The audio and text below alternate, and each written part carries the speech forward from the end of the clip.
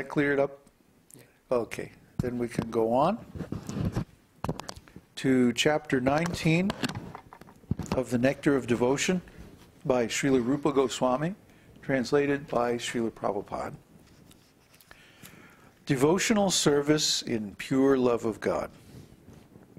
This just keeps getting better and better, you know. It starts out in the beginning talking about the very beginning of devotional service, one's qualification for becoming a devotee, and the very first results, the very basic beginning results that one gets from pure devotional service. You know, the first result that one gets from pure devotional service is the complete cessation of material miseries. Complete. We're not talking about mixed devotional service, and we're not talking about offensive devotional service. We're talking about pure devotional service. Pure devotional service is the point at which one is no longer falling down into material consciousness. And at that point, that means the end of all material miseries. Like we were saying, pain is inevitable. Suffering is optional. Suffering is an attitude. Pain is going to come, just like the winter and summer seasons. Right now it's winter, it's cold. But we still have darshan every night. You know, we still get up early in the morning, chant. You know, we still do all the things that we normally do. We don't stop just because it's winter. Similarly, when it's summer and it's really, really hot, we'll still be here. We probably won't have so many clothes on, but we'll be here doing the same old thing.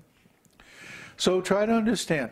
A devotee achieves a transcendental platform of consciousness beyond the changes, the ups and downs of this material world. So even though the body is still going through its typical changes, the devotee is removed from that, abstracted from that. See, not attached to the body anymore, not identified with the body anymore. And we had a big discussion about that the other day, about identification and projection of consciousness. And this is the split. This is the source of the pain that everybody feels. See, there's this, no matter how much sense gratification you get, no matter how many material possessions or how much money or power or fame or beauty or knowledge or whatever material stuff that you get, it doesn't ever resolve this deep down pain, does it? And where is that pain coming from? It's coming from our consciousness, because our consciousness is divided. Our consciousness is divided between our real self and our phony self. Our phony self is the material things upon which we have projected our identity and think that's me. Like this material body, for example. Most people think their body is themselves. And so whenever anything happens to the body, they feel it like it's happening to them. But a person who knows the truth, a person who's self-realized, doesn't feel that way about his body. The body is just a place where we live temporarily. And when the body gets worn out, we're going to have to go get another one or whatever. So we don't identify with the body. The body is a tool, it's a vehicle, it's a covering, it's a dress. Just like this sweatshirt, you know, this hoodie. And when it's hot, I can take the hood off. Yeah? It's convertible. And then when it's cold, I can put the hood on. So when I need a material body to do my service, then I can take up the material body. And when I don't need the material body, it can just sit there. It doesn't have to do anything. See? And I can go off and I can engage in service in my spiritual body. The real self, the real identity, the eternal self. So people are suffering because they split their identity between their real self, their spiritual body, their spiritual identity, and some material identification. Like, I am this body, I am this family, I am this house, I am this business, I am this possessions, I am this stuff, and material designations.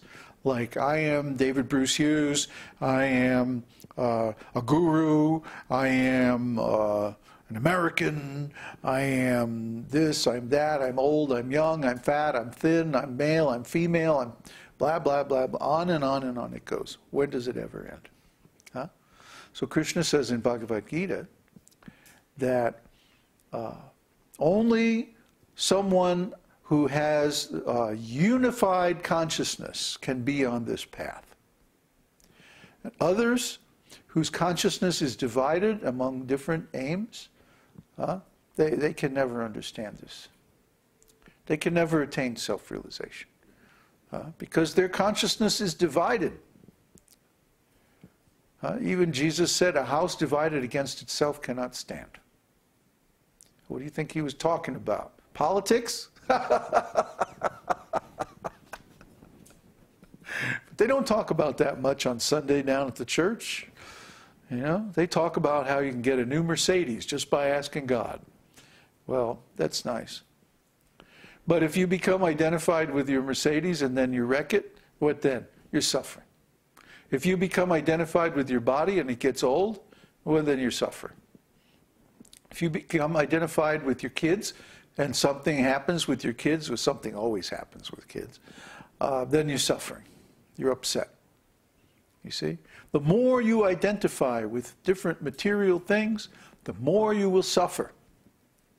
And the more you identify only with your actual spiritual self, the less you'll suffer. So, the gateway to a complete cessation of suffering is complete identification with one's real self, the spirit soul, the consciousness, pure consciousness. That's the beginning. Brahma bhuta prasanatma nasochati nakangshati. When one is in this state of pure spiritual consciousness, he neither laments nor desires to have anything, Kṛṣṇa says. So we should attain this state. We can attain it very easily by this chanting process. So, I got off on a big rant, huh? Oh well. So now we're going to talk about devotional service in pure love of God. This is a very advanced stage. When one's desire to love Kṛṣṇa in one's particular relationship becomes intensified, this is known as pure love of Godhead. In the beginning, a devotee is engaged in the regulative principles of devotional service by the order of his spiritual master. When one thereby becomes completely purified of all material contamination, there develop an attachment and taste for devotional service. This taste and attachment, when gradually intensified in the course of time, become love. Taste and attachment. The word love can be actually applied only in relationship with the personality of Godhead. In the material world, love is not applicable at all. What goes on under the name of love in the material world is nothing but lust. There is a gulf of difference between love and lust, like the difference between gold and iron. In the Narada Pancharatra, it is clearly stated that when lust is completely transferred to the Supreme Godhead, and the concept of kinship is completely reposed in Him, that is accepted as pure love of God by great authorities like Bhishma, Prahlad, Uddhava, and Narada. So, what is love? Love is attachment and taste. Taste means that we enjoy the qualities, the nice qualities, the exalted qualities of the beloved. So, is this possible in the material world? No. No. Because everybody in the material world, they may have some nice qualities, but they also have some bad qualities. Isn't it? Nobody's perfect, right? So we may try to love somebody in this material world, but as soon as we get close to them, we find, oh, they have so many bad qualities. And then we're repelled by their bad qualities. All these beautiful rock stars and movie stars and all these people, their marriages last about, a year and a half, 2 years, and then they're hitting the divorce courts.